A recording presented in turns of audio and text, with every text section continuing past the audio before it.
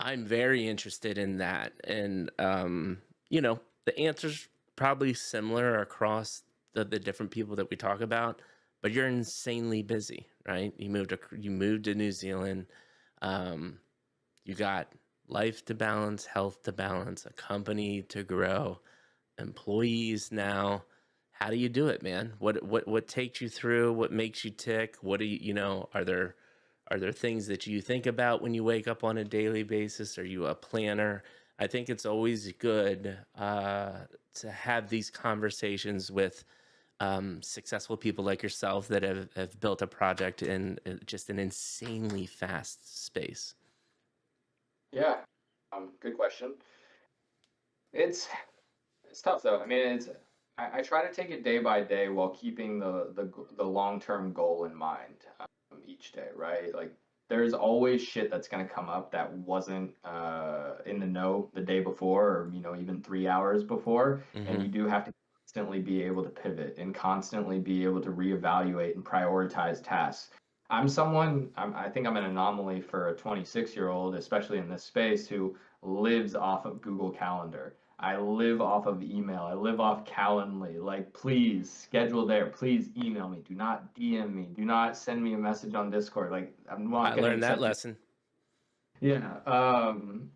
And so, as much as I do try to stick to that schedule, you just have to constantly be aware that things, sometimes things are out of your control, and sometimes you will have to reprioritize a daily agenda or a weekly agenda, or even a monthly agenda, right? If you Right. had something you were planning out 3 months and something else came up during those 3 months, like you got to evaluate what's the better thing to focus on at that time. The other thing is I have a great team surrounding me, but it's taken a while to get to this point, and we're still constantly iterating. I'm still learning on who can do what and who I can trust to be responsible for which task.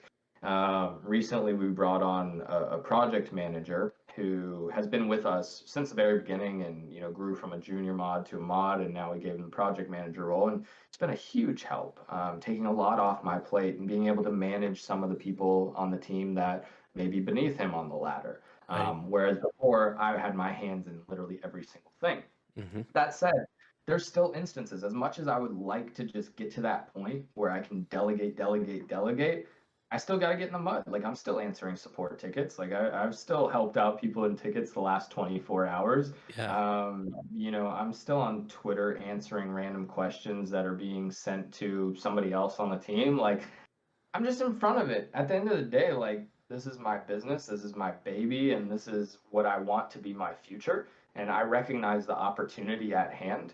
And so I'm willing to get uncomfortable and, get in the mud, get dirty, and, maybe sacrifice some other areas of my life to set myself up in the future. Yeah. I've got big financial goals because I want to have a family that I don't have to worry about supporting, and we can travel wherever we want. We can eat whatever we want. The kids can do whatever they want. The wife can do whatever she wants. Like, I want to get to that point.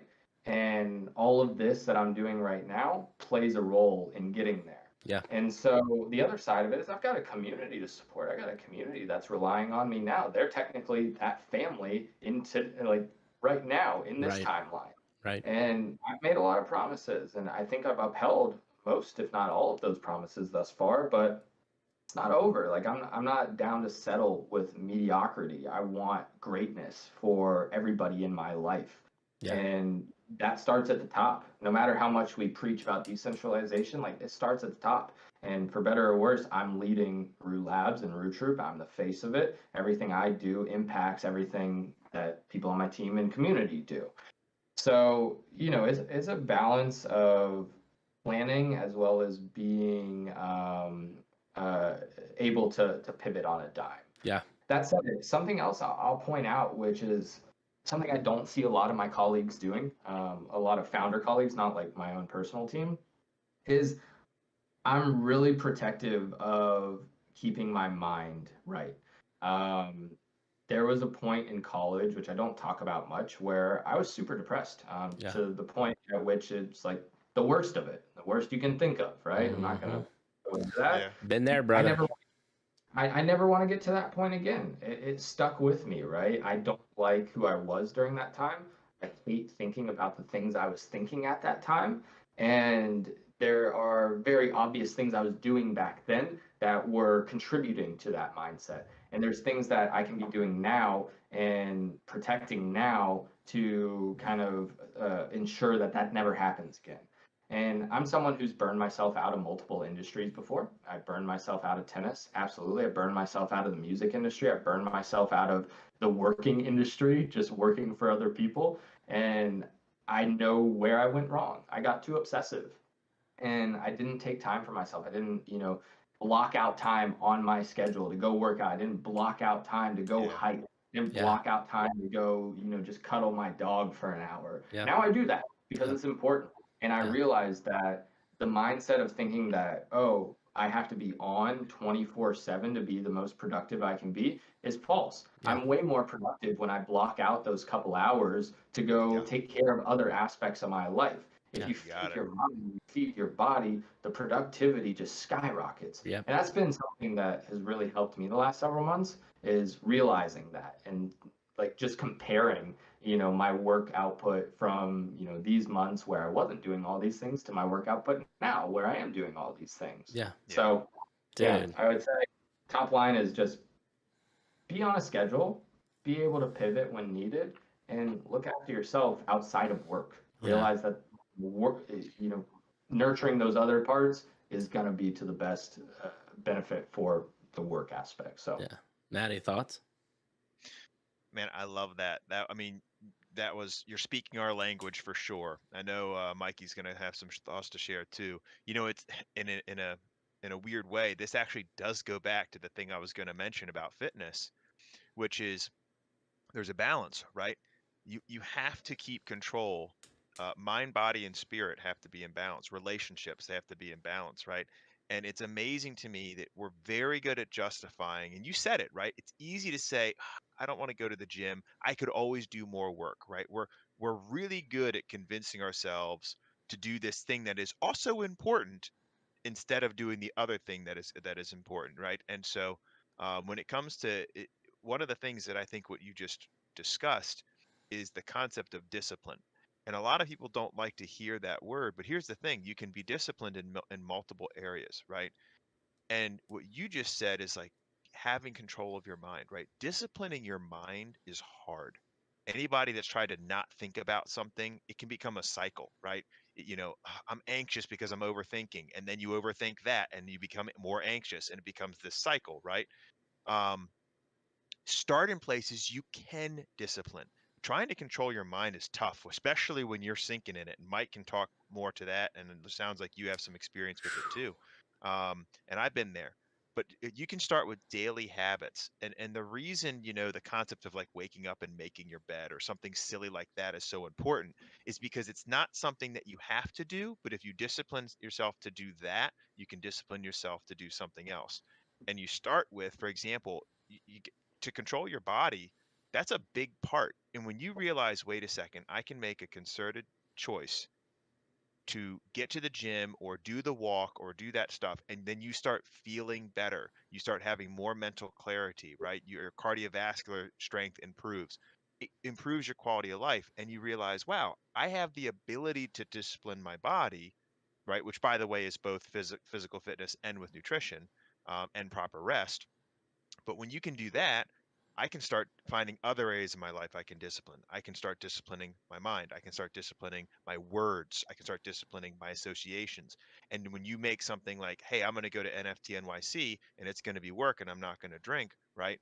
It's an easy decision. You just make a choice and you realize if you make a choice, you will respond. And I just think that's a really important factor for people to balance because you just said a lot of your um, other co-founders and other in the areas, it's hard to find that balance. And we're really good at going all in on one area and then we sacrifice these other areas and man, you tip over. You can't do that. So I Yeah. think it's fantastic. I hope more people really soak that in and understand the importance of putting that stuff on your calendar, saving that time because you will be more productive here if you have all of these other areas Right. firing on all cylinders. Yeah.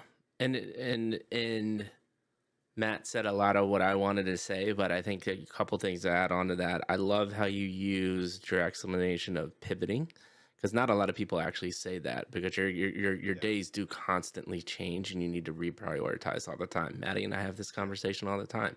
What are our top 3 things? What should we be prioritizing? Because we can prioritize a ton of things if we want, but Yeah. nothing will ever get done.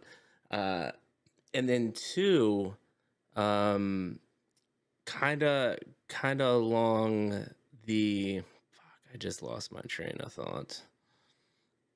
It was the balance thing, but I lost it. Maybe it'll come back, maybe it won't. Yeah. I don't freaking know.